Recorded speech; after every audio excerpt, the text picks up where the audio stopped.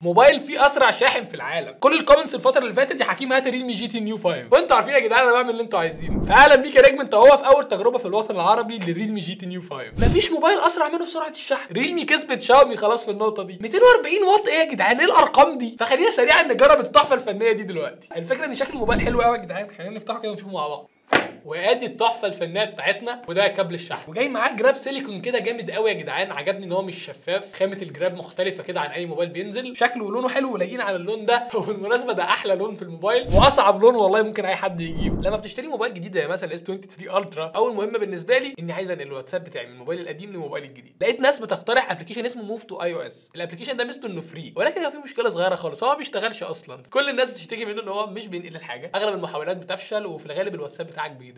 وعشان كده انا اي حد من صحابي او اي حد مقرب ليا لما بيسالني عن الموضوع ده بقول له بلاش وخليك في حاجه مضمونه بفلوس، عشان الشات بتاع واتساب فعلا مهم، وفعلا اسعار الابلكيشنز دي تبقى رخيصه جدا. فليه بجد انك تغامر بابلكيشن فري وتضيع بياناتك؟ وعشان كده خليني اقدم لك ابلكيشن وندر شير ماتسابر. ابلكيشن بسيط جدا ينزل على الموبايلين بتوعك القديم والجديد، توصل الموبايلين ببعض عن طريق كابل شحن عادي جدا، وتحمل الابلكيشن وهو ده واجهه الابلكيشن من جوه. بتختار الابلكيشن اللي عايز تنقله، سواء واتساب او واتساب بزنس. واتساب بزنس زي ما قلت لك مش موجود في موف تو اي او اس. بعد ما تختار الابلكيشن بتختار انت عايز تنقله من اندرويد لايفون ولا من ايفون لاندرويد، وبتمشي عادي جدا بالخطوات اللي معاه دي. هتقول له اوثرايز، تقول له يوز ذس فولدر، allow، وبتدخل بياناتك عادي جدا، وبعدين بينقل الشات كله من موبايلك القديم لموبايلك الجديد. وعموما انا نقلت الشات بتاعي كله، مش هينفع طبعا اوريكم يعني الدنيا كده فهلغوش على الكلام. والميزه الجامده بقى كمان ان هو بينقل كمان الستيكرز بتاعتك اللي انت عامل لها سيف. حاجه زي دي مش موجوده في كل الابلكيشن. لينك تحميل الابلكيشن موجود تحت الديسكربشن دلوقتي حالا. انت دلوقتي حالا حمله عشان بجد هتحتاجه. المهم ان الموبايل ده نازل منه نسختين، نسخه 240 واط صاروخيه دي وبطاريته 4600 ملي امبير اور، او نسخه ثانيه واللي معانا النهارده واللي انا فضلتها بصراحه، لان زي ما انت عارف وانا عارف وناس كتير عارفه ان سرعات الشحن عاليه قوي دي هتاثر على عمر البطاريه كده كده على المدى البعيد. وعشان كده فضلت النسخه دي من الموبايل واللي جايب شاحن 160 واط. ولكن للعلم يعني الموبايل نفسه بيدعم سرعه شحن 150 واط. الشاحن 160 واط بس الموبايل بياخد له 150 واط بس. وبالمناسبه النسخه دي هي نفس امكانيات النسخه الثانيه ال 240 واط، ولكن كمان بطاريته هنا اعلى من الموبايل الثاني. البطاريه هنا 5000 ملي امبير اور، بطاريه حلوه قوي تكمل معاك اليوم. خلينا سريعا كده نفتح الموبايل ونشوفه مع بعض. طبعا انا جربت الموبايل واستخدمته اصلا بقالي كذا يوم، بس انا لازم اخبيه لك تاني ونعيش تجربه الانبوكسنج مع بعض. انتوا عارفين الحوار ده. فخلينا كده نشيل البتاعه دي. اوكي، وده يا جدعان الريلمي جي تي نيو 5 الجديد باللون الارجواني الخطير ده. خدت بالك من اللون الارجواني ده؟ المهم يا عم زي ما انت شايف كده شكله خطير يا جدعان. الموبايل تحفه بجد، ده احلى موبايل في 2023 بجانب اللون الخطير بتاعه ده، والظهر بتاعه البلاستيك اللي ضد البصمات عشان يفضل الموبايل نظيف وشكله حلو قوي معاك كده، والخطين الرايقين قوي دول اللي ملمسهم مختلف عن ملمس الموبايل، ولوجو ريلمي بقى وبتاع، وشكل الكاميرات. بجد يا جدعان شكل الموبايل تحفه. انا شايف كرياتيفيتي في الديزاين. لو انت بقى مش واخد بالك فالحته دي اصلا شفافه من الموبايل، وهنا كده مش عارف اعرف اوريها لكم ولا لا، بس المربع الصغير اللي هنا ده مكتوب فيه السناب دراجون 8 بلس جين 1. بيفتخروا ان هم جايين بالمعالج ده. طبعا 8 بلس جين 1 ده معالج يعني قريب جدا من اداء ال 8 جين 2 اللي هو اقوى معالج في العالم اصلا، فليهم الحق بصراحه يفتخروا بحاجه زي كده. لا وحوالين بقى المربع ده في مستطيل هنا كده بينور ار جي بي. ايوه الموبايل فيه انوار وكهارب في الظهر، هنجربها مع بعض دلوقتي ونشوف الالوان دي. هنفتح مع بعض الجي تي مود من هنا، انيميشن كده عشان يبين لك ان الموبايل هيبقى صاروخ معاك دلوقتي، وتخش يا معلم على الجي تي مود، وبعدين بقى تخش على الشاشه الجامده دي واللي منها هتتحكم في كل حاجه تخص المستطيل اللي بينور هنا ده. فانا ممكن اختار اللون مثلا يكون الاحمر. بص كده بينور احمر ازاي، تحفه.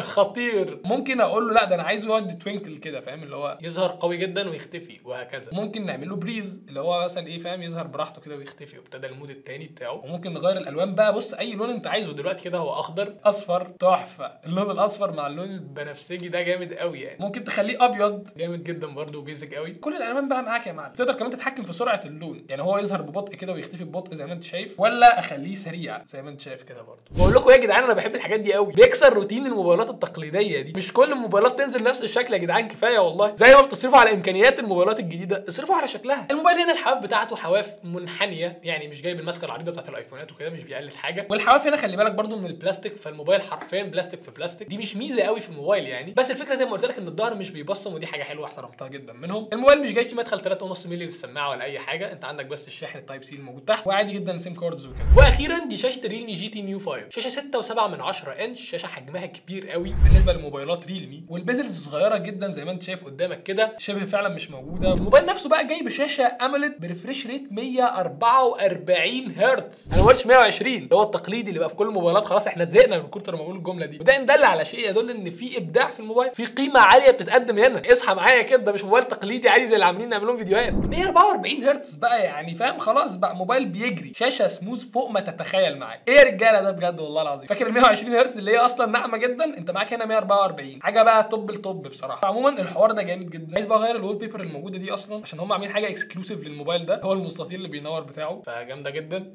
خلينا نطبقها. تحفه يا باشا، انا بحب الحاجات دي خلي بالك. المهم ان شاشه الموبايل دي بتعرض لك 1 بليون لون، وبتدعم ال HDR 10 بلس، وبتوصل لمستوى سطوع 1400 نتس، يعني تشوفها تحت اشعه الشمس مستريح جدا. الموبايل شاشته ضربت في الكاميرا فوق خلاص من كتر الاضاءه. وزي ما قلت لك المعالج ده قوي جدا لدرجه خلاص هو قريب جدا من ال8 جن 2، واللي موجود في موبايل زي الاس 23 الترا، واللي واصل سعره لحد تقريبا 40000 جنيه كده ولا حاجه. والموبايل هنا سعره عالمي. انت هتتفاجئ بجد بسعر الموبايل في اخر الفيديو. اتقل معايا وهقول لك ازاي تشتريه كل حاجه. ما تستعجلش، خلينا نجرب بس كل الحاجات الجامده اللي في الموبايل دي لانه فعلا يستاهل. وبمناسبه الموبايل يستاهل، بس انا اسال سؤال واضح وصريح، انا عايز اجابه دلوقتي حالا في الكومنتات. هل انت عملت لايك للفيديو؟ انا عايز اعرف دلوقتي. اصل ما هقول لك على حاجه، ما ينفعش الحصريات دي كده تبقى بتنزل على الشانل كل شويه. انا هريكم فيديوهات الاسبوع ده كلها منتجات جامده. انا مش فاهم انت ما عملتش لايك ليه لحد دلوقتي. يعني اكيد انت مبسوط بالفيديو ومبسوط بالموبايل. اعمل لايك للفيديو، عرفني انك مبسوط بحاجه زي كده. اكتب لي تحت في الكومنتات عايز تشوف ايه الفتره الجايه كموبايلات. انتوا عارفين يا جدعان انا ما بكسرش كلام. طلبتوا الموبايل جبته لكم، اي موبايل تطلبوه يجي في الفيديو اللي جاي على طول يا معلم. وبالمره بس سبسكرايب الجميل بتاعك، عايزين نوصل مليون يا جدعان والله كفايه كده. وخلينا نشوف بقى باقي الانبهارات اللي في الموبايل. طبعا ال8 بلس جين 1 بقى خلاص ده معالج قوي، معالج فلاج شيبس فعلا. ما تستناش منه انه يعلق، ما تستناش منه اي لاجز او حاجه، مع سوفت وير ريلمي نفسه اللي انا بالمناسبه بحبه جدا فوق ما تتخيل. بس اي نكت سوفت وير هنا مستقر جدا وراكب حلو على الموبايل، عارف يستغل امكانياته صح. هنجرب ببجي دلوقتي حالا اصلا تشوف السيتنجز اللي عليها. بس خلينا الاول كده ايه اوريك البصمه الصاروخيه اللي في وش الموبايل هنا. يعني البصمه يا باشا ما بتعلقش، خلينا واضحين مع بعض، دي اهم حاجه تبقى في الموبايل، لان انت كل ما تمسك الموبايل هتفتحه بالبصمه، لازم تبقى سريعه بالشكل ده فعلا. انا مجرد ما بلمس فعلا بيفتح الموبايل، مفيش انيميشن يبطئ الفتحه او اي حاجه. موبايل يعتمد عليه، موبايل سريع. وهي دي اظن الحته اللي بيلعب عليها ريلمي في الموبايل هنا، يعني فكره الجي تي مود والار جي بي اللي بيطلع ورا والشكل بتاع الموبايل وبتاع، تحس الموبايل شبابي. عايزك تركز معايا في التفاصيل الدقيقه دي، خلي بالك مهمه جدا. خلينا نجرب ببجي مع بعض دلوقتي حالا ونشوف الكلام بيقول ايه. اللعبه هنا بتلعب على HDR وفريم ريت اكستريم او سموث وفريم ريت اكستريم برضه مفيش اوبشن ال 90 فريم، وانا مش فاهم ايه ده. ليه معالجات سناب دراجون الفتره الاخيره ما بقتش مدعومه في الالعاب؟ انا الموضوع ده مجنني. بس الموبايل ده المفروض يعرض معاك لحد 144 فريم، شاشته بريفريش ريت عالي قوي. ببجي هنا للاسف هتبقى HDR وفريم ريت اكستريم، ولكن هتاخد اداء فعلا ما تتخيلوش. بقوه المعالج والتاتش سامبلنج ريت بتاعت الشاشه هنا الموضوع هيفرق معاك جدا في تجربه اللعب صدقني. يعني اسمع بقى صوت الموبايل، اسمع الصوت الاستيريو اللي من الناحيتين ده، الصوت الموبايل عالي. بص يا معلم الفريمات انا مش هتكلم والله العظيم. لما تفتح الجي تي مود بجد الاداء هنا هيبقى عالي قوي معاك، انت هتستمتع بتجربه الالعاب هنا. بس عادي اداني بالشوت جن. طب اعمل ايه؟ انا داخل عليه باي كي ام وهو داخل عليا بشوت جن، يعني مش هعمل ايه؟ انت بتجري؟ شوف شوف شوف شوف شوف الواد الكمبوره ده يا حبيبي. لا مش هديها لك، مش هديك الكلايه دي، استنى. اهو الكلايه هي على طول يا باشا، داخل عليا اهو. ابلع الثانيه اهي، الثانيه اهي. انت بتلعب على الجي تي مود يا معلم. ماشي سرق مني الكلايه. ماشي اللي بعده يا جدعان والله بيتسرق مني. فجرني. بص الواد فين. يا جدعان صوت الموبايل عالي، صوت السماعات الاستيريو هنا بجد مش طبيعي، وصوت بقى فاهم محيطي كده متجسم طالع لك من ناحيتين. انا سامع الضربه جايه من هنا ورايا فاهم، عارف اميز الضربه جايه منين. كابتن في واحد بيضرب عليا، نار. هو راح فين؟ يا نهار اسود. فرتكني.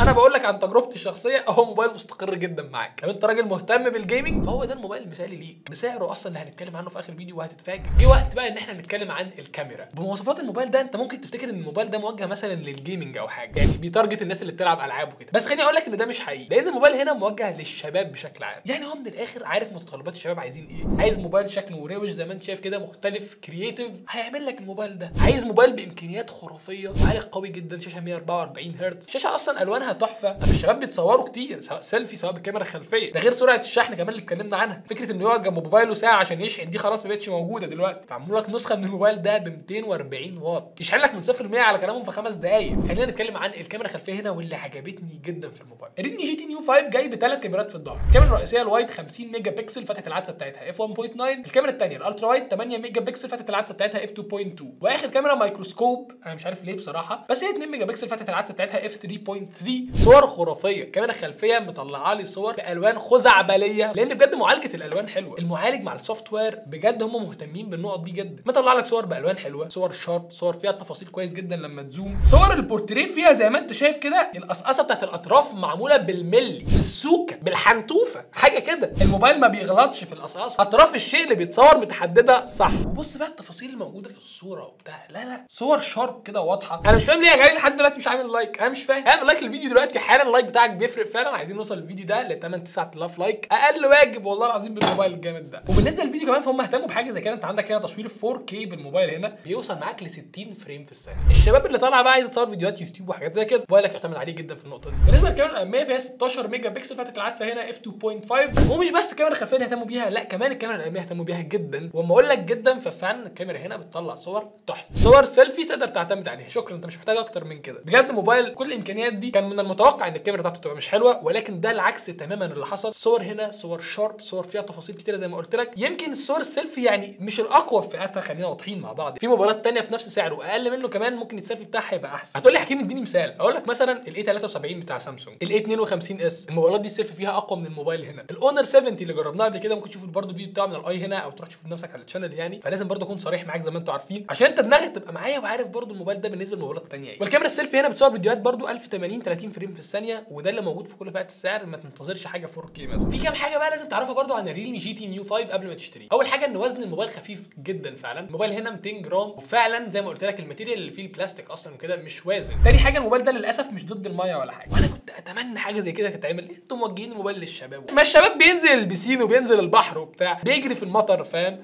حاجه زي كده ماشي، فواحد فوق قاعد عمال ماسك الشنيور انا مش فاهم في ايه، اطلع اشتكيهم ولا اروح ابلغ عنهم ولا اعمل ايه مش عارف، عايزين نصور الفيديو يا غالي والله. المهم يا جدعان، انت يا ريدمي دلوقتي موجهه الموبايل ده للشباب، والشباب فعلا بيلعب جيم وبينزل يجري في المطر، الموبايل ده المفروض كان يبقى ضد على الاقل طرطشه الميه والاتربه، بس للاسف هو مش جايب اي معيار امان من دول، ودي حاجه ضايقتني. الحاجه اللي بعد كده برده ان الموبايل هنا بيتركب له شريحتين اتصال ومش بيتركب له كارت ميموري، وده طبيعي عادي جدا لان النسخ الموجوده من الموبايل ده اصلا 256 و12 جيجا بايت رام، فهي نسخ قويه جدا يعني، مش هتحتاج تركب كارت ميموري خارجي، ده في نسخه من الموبايل ده 1 تيرا، فانت فعلا مش هتحتاج ذاكره خارجيه. وفي حاجه بقى ضايقتني جدا مش عارف ليه بصراحه، اول مره اشوفها، ان الموبايل ده مش عليه سكرين بروتكتور، ودي حاجه غريبه جدا لان الموبايل محتويات العلبه كلها موجوده هنا، انت معاك جراب للموبايل، جراب سيليكون قوي، يعني انتوا حطيتوا جراب وحطيتوا شاحن 160 واط و240 واط وحاجات كده، وكابل الشحن ودبوس السيم كارد وحاطين كل حاجه، وجيتوا على السكرين بروتكتور الورقه اليتيمه اللي تبقوا حاطينها على الشاشه دي وشلتوها، خلاص عايزين توفروا في دي يعني، هو الربع جنيه ده اللي هيفرق معاكم يا ريلمي؟ انا مش فاهم بجد والله، موضوع غريب جدا. فالموضوع ده ضايقني جدا لان الموبايل خد مني شويه خرابيش كده في اول كام يوم استخدام له، فخلي بالك عليه جدا اول ما تطلع الموبايل، ما تفتكرش ان عليه سكرين بروتكتور، لا ركب له سكرين بروتكتور على طول. جه وقت بقى ان احنا نتكلم عن سعر التحفه الفنيه دي، بص الوال بيبر عامله ازاي تحفه. الموبايل الرايق ده سعره كام يا عم حكيم؟ الموبايل ده بيتوفر منه نسخ كتير جدا، زي ما قلت لك اصلا اوريدي هو في منه نسختين، نسخه بتدعم سرعه شحن 150 واط زي اللي معانا النهارده، واللي معاها شاحن 160 واط ما تلخبطش، والنسخه الثانيه ال 240 واط. طيب يا عم حكيم قول لنا الاسعار. بص يا معلم انا والله مش حافظ الاسعار، فانا هخش دلوقتي اجيبها لك ايه يعني عشان تبقى رسميه كده على طول. اول نسخه من الموبايل ده ال 8256 اللي بتدعم سرعه شحن 150 واط، بتبدا سعرها من 1575 درهم، واللي سعرها بيبدا من $430 بس، وده سعر خرافي، ده المفهوم الصحيح للفلاج شيب كيلر بجد. النسخه الاعلى ال 12256 وبسرعه شحن 150 واط برضو سعرها 1759 درهم، يعني بحوالي $481. موبايل 12 جيجا بايت رام و256 وبكل الامكانيات دي بالسعر ده، انا شايف هو اقوى منافسينه في نفس السعر. واعلى نسخه من الموبايل ده ال 16 جيجا بايت رامات و1 تيرا بايت ذاكره انترنال، لا وكمان معاك سرعه شحن 240 واط، صاروخ، خلاص انت مقفل اللعبه. بقول لك بكام بقى يا عم حكيم؟ سعره 2200 درهم، ودي طبعا نسخه تعتبر غاليه يعني، بس بالامكانيات بتاعتها هي مش غاليه، خلي بالك مفيش منافسين اصلا بنفس سعره اعلى منه في اي حاجه اصلا. 2200 درهم يعني حوالي $600، انا شايف انها صفقه بنت لذينه والله العظيم بجد. ولو عايز تشتري الموبايل ده باي نسخه من النسخ دي هتلاقي لينك تحت في الديسكربشن دلوقتي حالا، انزل الحق اشتريه عشان بجد الموبايل ده هيخلص يعني صدقني. ولو بتسالني على رايي الشخصي، انا لو مكانك فعلا هعمل ايه ومعايا فلوس للموبايل ده ان انا اشتري حتى لو اول نسخه منه اللي هي معانا النهارده، او دي تاني نسخه يعني اللي هي ال 12 256. النسخه دي انا شايفها مثاليه، مش الشحن اللي معاه في العلبه ال 160 واط 12 جيجا بايت رامات وذاكره داخليه 256، انا شايف النسخه دي اكتر نسخه عمليه وهتعيش معاك على المدى البعيد. البطاريه بتاعته 5000 ملي امبير زي ما قلت لك، دي برده مش موجوده في النسخه ال 240 واط. هات لي عيب للموبايل ده بجد لو احنا قاعدين بنتكلم دلوقتي. ممكن بس الحاجه الوحيده اللي اقولها لك ان الكاميرا هي كاميرا حلوه ولكن مش الاحسن في وسط المنافسين، على عكس ان الشاشه هنا هي الاحسن وسط المنافسين، ريفريش ريت 144 هرتز، المعالج هنا ال 8 بلس جن 1، الديزاين بتاعه المصروف عليه، كل الحاجات دي يا جدعان دي كلها حاجات بفلوس، واول نسختين منهم اعلى نسختين فعلا كقيمه قصاد سعر. وده ببساطه كان رايي في ريلمي جي تي نيو 5